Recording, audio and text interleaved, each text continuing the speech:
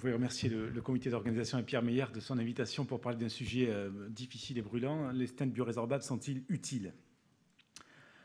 Donc voici mes conflits d'intérêts. Alors je crois qu'en guise d'introduction, on a parlé hier des 40 ans d'angioplastie. Je crois que si on regarde en arrière sur les différents besoins que nous avons eus durant ces 40 dernières années, on peut dire qu'après l'angioplastie au ballon, on a eu des problèmes d'occlusion, de dissection. La solution a été l'invention des stents pour lutter contre cette occlusion.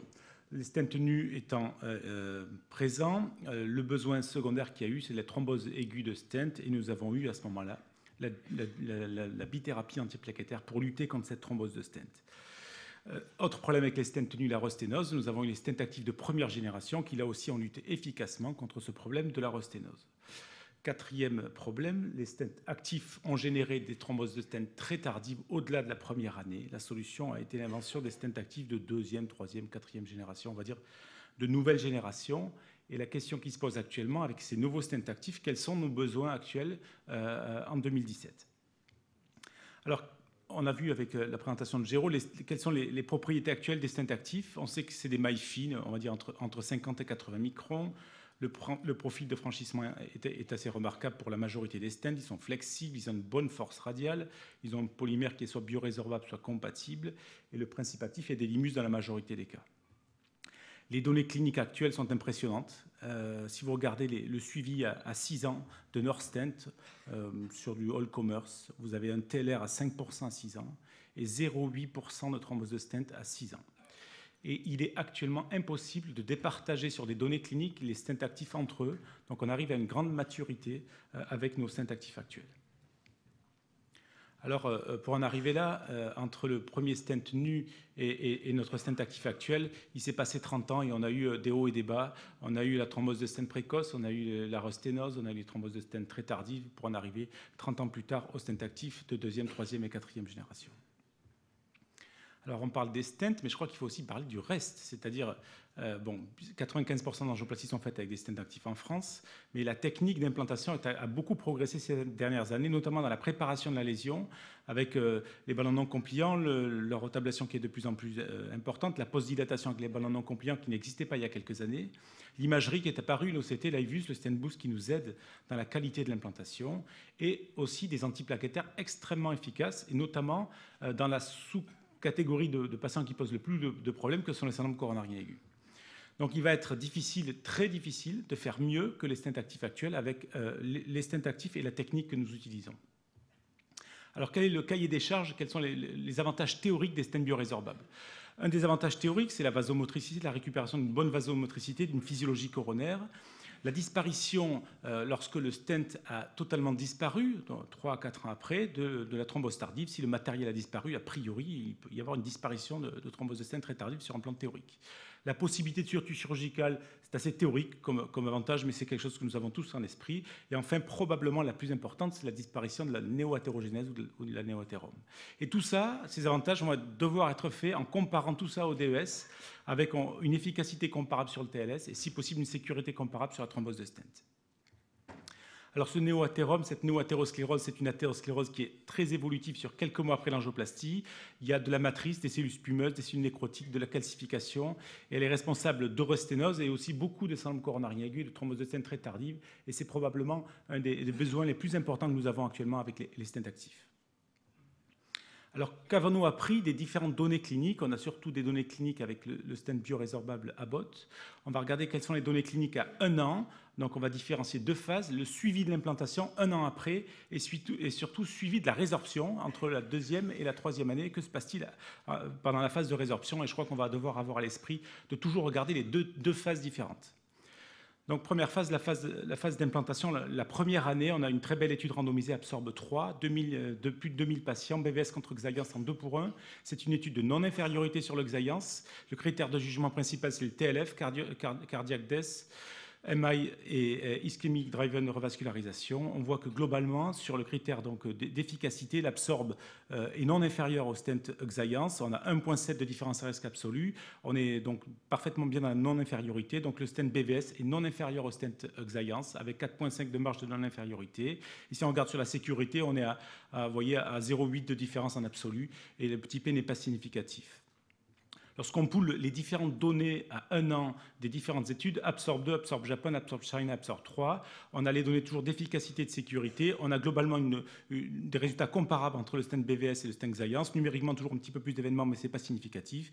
Et on a à peu près les mêmes critères sur la sécurité, 0,6-0,7% à 1 an de thrombose de stent supplémentaire, non significatif à la marge. Qu'avons-nous appris du suivi à long terme, c'est-à-dire la phase de résorption? On a beaucoup moins de données sur la phase de résorption, entre 2 et 3 ans, sur des larges populations. On a une première étude qui donne quelques orientations, c'est l'étude Absorb Japan à 2 ans. Il y a peu de malades, 400 malades, 134 BVS, 2 fois plus de Xience. On a globalement une première idée. Effectivement, pendant la première année, on a l'impression que les courbes sont strictement comparables. Il semble y avoir plus d'événements à la fois sur l'efficacité et sur la sécurité entre la première et la deuxième année. Étude limitée globalement quand même par le nombre de patients. La deuxième étude, Absorb 3, on va juste s'y pencher un tout petit peu. Elle est un petit peu plus complexe comme design. Il y a eu plusieurs publications simultanées. On rappelle l'étude 500 patients stables, BVS versus Xience en 2 pour 1 toujours. Il y avait une première stop point à un an, où on avait regardé les performances aiguës du stent et les critères cliniques et les thromboses de stent. Et surtout, on attendait beaucoup des résultats à 3 ans. C'est une étude sur un critère intermédiaire, un critère de vasomotricité et de diamètre interne à 3 ans. Donc le premier critère principal, c'était la vasomotricité au dérivé nitré. C'est une étude de supériorité sur ce co-primary endpoint. Et on voit qu'ici, il n'y a pas eu de supériorité du stent Absorb par rapport au stent Xience. La vasomotricité qui a été obtenue avec l'Absorb était comparable aux données qui étaient imaginées, mais par contre, le Xience, vous le savez, a montré une certaine vasomotricité, ce qui n'était pas attendu, et ce qui fait que l'Absorb a manqué ce premier critère de supériorité. Sur le deuxième critère, c'est un critère de non-infériorité sur la perte de lumière tardive. Là aussi, il n'y a pas de non-infériorité. Vous voyez les chiffres, Xience 0,25 contre 0,37 avec l'Absorb. Et la non-infériorité n'est pas atteinte. Qu'en est-il sur les critères cliniques? C'est une étude qui n'était pas designée pour les critères cliniques. On peut quand même les regarder. Il faut se rappeler qu'il y avait 100% de prédilatation et 60% de postdilatation dans cette étude. Sur l'efficacité, il y a 10% de TLF avec le BVS contre 5% avec le DES et 3% versus 0% avec la thrombose de stent. Si on regarde plus précisément la thrombose de stent, que s'est-il passé? La première année, on regarde le nombre d'événements. Il y avait 3 thromboses de stent avec le BVS et 0 avec le DES. Il y a 6 thromboses de stent supplémentaires entre la première et la troisième année. Ce qui fait qu'au total, on arrive avec 9 thromboses de stent sur BVS, donc 3% de thrombose de stent versus un taux de 0% qui est assez remarquable avec le Xience, avec, il faut le souligner, aucun impact sur la mortalité de ce surrisque de thrombose de stent très tardive.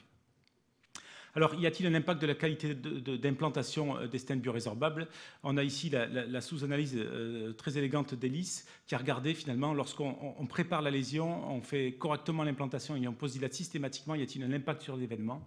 Effectivement, il semble y avoir un impact sur les événements. Vous avez les courbes en verte des patients qui ont été implantés selon la règle d'or de l'implantation, avec effectivement en TLF, on a le même schéma avec la thrombose de stent, une très belle efficacité lorsque cette technique est utilisée. La question, c'est est-ce que cette efficacité est valable sur la première année ou aussi sur la première, la deuxième, la troisième année? Ça, c'est des choses qu'il va falloir avoir en tête. Donc si on résume ce qu'on avait appris, on a appris qu'à 1 an, l'Absorb est non inférieur. L'importance du suivi après 1 an, mais on a encore peu de données. On attend beaucoup d'Absorb 3 à 2 ans. L'impact qui est probable de la qualité d'implantation sur le résultat clinique des stents. Je crois qu'un élément important aussi, c'est qu'on a appris ces dernières années que est-ce que le BVS est utile pour toutes les lésions? On a des lésions extrêmement différentes. On a des lésions simples calcifiées, thrombotiques, des longues lésions, des bifurcations, des lésions fibreuses, des petits, des gros vaisseaux. Et je crois qu'on a appris que probablement, il y aura des lésions idéales pour le BVS, qui est probablement la rupture de la plaque, mais c'est peut-être difficile d'envisager le BVS pour tous les types de lésions différentes, et peut-être il y a des lésions particulières.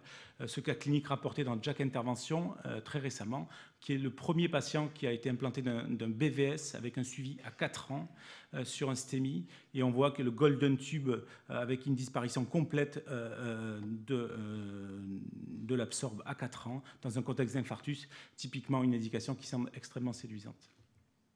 Alors bien sûr, il y a de nombreuses prothèses. On a 3 prothèses qui sont marquées CE, l'Absorb, le Dissolve, le Magmaris. On attend, on verra avec Bernard, des améliorations importantes sur ces devices. Et bien sûr, il n'y a pas un, mais des stents biorésorbables. Donc en conclusion, je crois que la première conclusion, c'est que le stent actif amène actuellement d'excellents résultats cliniques et c'est une bonne chose pour tous. Que le BRS reste, à mon avis, le futur de l'angioplastie, mais avec des limites, il ne sera probablement pas pour tous les patients et probablement pas pour toutes les lésions. On a appris aussi qu'il va falloir, avec les stents biorésorbables, un suivi long, ce qui était peut-être un petit peu différent avec les stents actifs, et que le développement sera donc très long et très coûteux pour avoir des suivis à long terme pour tous les patients.